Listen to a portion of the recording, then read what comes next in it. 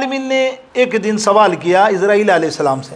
میں نے پچھلی دفعہ پوری تفصیل بیان کی تھی کہ اللہ تو جانتا ہے، لیکن سوال کرنے کا مقصد ہے کہ ہمیں بھی علم ہو کہ اسرائیل تو اتنا سخت ہے، کیا تجھے ترس نہیں آتا؟ کیا کبھی تجھے زندگی میں ترس آیا؟ اتنی تو نے روحیں کھینچی ہیں، اتنے مارے ہیں تو نے. تو اسرائیل علیہ السلام کہتے ہیں کہ یا رب العالمین، ہاں مجھے 2 دفعہ ترس آیا. ہم یہیں تک پہنچے تھے نا، 2 دفعہ ترس آیا. اللہ رب العالمین فرماتا اچھا وہ 2 دفعہ کون سا ہے؟ اب یہ یہاں سے ہم کنٹینیو کرتے ہیں کہ وہ 2 دفعہ ترس جو اسرائیل علیہ السلام کو آیا ترس، وہ کیسے لوگ تھے، کیا تھا کہ جس کی وجہ سے حضرت اسرائیل کو ترس آ جائے علیہ السلام، جہاں ترس کھانے کا تو سوال ہی نہیں. تو حضرت اسرائیل علیہ السلام فرماتے ہیں یا رب العزت جل جلالہ وعظم نوالہ، ایک دفعہ تیرا حکم آیا کہ کشتی کو الٹ دو، سب کی روحوں کو کھینچ لو. اس کشتی میں بہت سارے لوگ بوڑھے جوان سب تھے، سب کی روح کھینچنی تھی، لیکن ایک عورت ایسی تھی جس نے اسی کشتی کے اندر ایک بچے کو جنم دیا، ایک لڑکے کو جنم دیا. جب میں نے کشتی کو پلٹا کیا سارے لوگ ڈوب گئے، لیکن وہ ماں تھی نا، اپنے بچے کو بچانے کے لیے کہیں سے اس کو تختہ ہاتھ آ گیا، اور اس نے اپنے خود نہیں تختے پہ بیٹھی، بچے کو تختے پہ بٹھایا اور خود تختہ پکڑ کے کنارے کی تلاش میں اس دریا سے جا رہی تھی کہ تیرا حکم آیا اے اسرائیل اس عورت کی روح کھینچ جلدی. اور میں نے اس کی روح کھینچی، پھر پتہ نہیں بچے کا کیا ہوا، واللہ عالم، وہ ماں ڈوب کے مر گئی. اچھا بولا ہاں. بس اس وقت مجھے ترس یہ آیا کہ کاش اللہ تعالیٰ تھوڑا سا لیٹ ہو جاتا تو یہ کنارے پہ بچے کو رکھ دیتی، پھر میں مار دیتا اس کو، تک میں بچہ تو سیف ہو جاتا. اللہ فرمایا، اللہ رب العالمین جل جلالہ ومنوالہ فرماتا ہے اچھا اسرائیل اب دوسری مرتبہ بتا ترس. اب دوسری مرتبہ سنو. بولے ایک بادشاہ گزرا ہے یا رب العالمین، پوری دنیا پر حکومت کرنے والا، اس کا نام تھا بخت نصر. بہت ظالم بادشاہ تھا، وہ خطرناک بادشاہ تھا. اس بادشاہ نے اتنا مال، اتنی دولت کہ اس نے خدائی کا دعویٰ کر دیا. ظاہر ہے مال آتا ہے تو فرعون بھی ایسا ہی تھا نا، جب نمرود بھی ایسے تھا سارے، تو اس نے خدائی کا دعویٰ کر دیا. اب اس نے خدائی کے دعوے کے ساتھ ساتھ اس نے ایک کام یہ کیا کہ اس نے جنت بنانے کا اعلان کر دیا، اور اس نے تو ہزاروں مزدور، بہت مال تھا اس کے پاس، بہت پیسہ تھا، تو اس نے بہت سے مزدوروں کو بلا کر وہ جنت کا نمونہ جو اللہ رب العالمین ہماری جنت ہے اس طرح کا ہو بہو نقشہ پورا جنت کا بنا کے اس نے کئی سالوں کے بعد تیار کر دیا.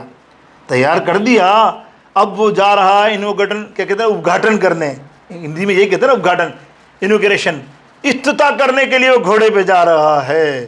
اب جیسے ہی جنت کے دروازے پہ پہلی دفعہ دیکھے گا نا اپنی جنت کو، افتتاح کرے گا، فیتا کاٹے گا، جیسے ہی وہ گھوڑے سے اترنے لگا، قدم اس کا جنت کے چوکھٹ پہ لگنے لگا، اے اللہ تیرا حکم آیا ذرا روح تو کھینچ لے اس کی.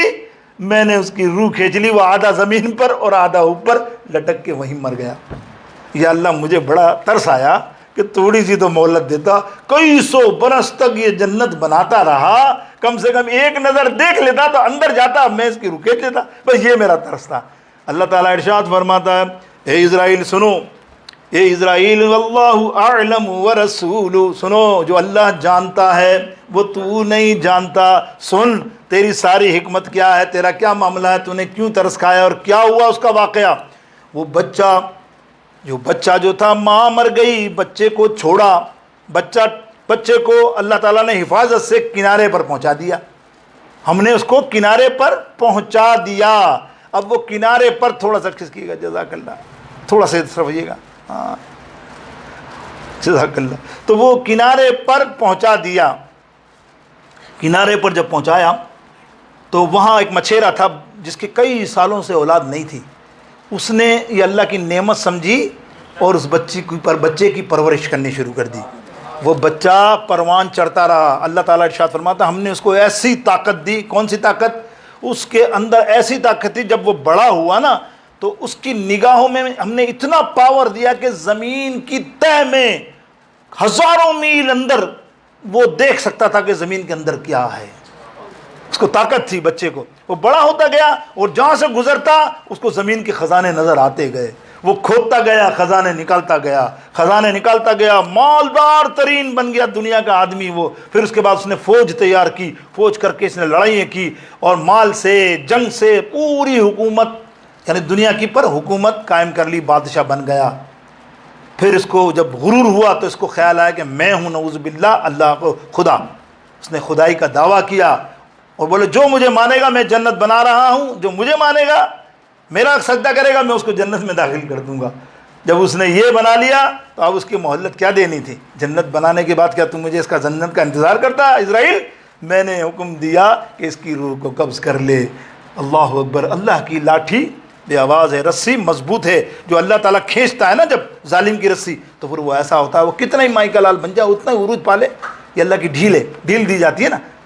یہ دیکھو یہ تھا معاملہ میرے دوستوں بزرگوں۔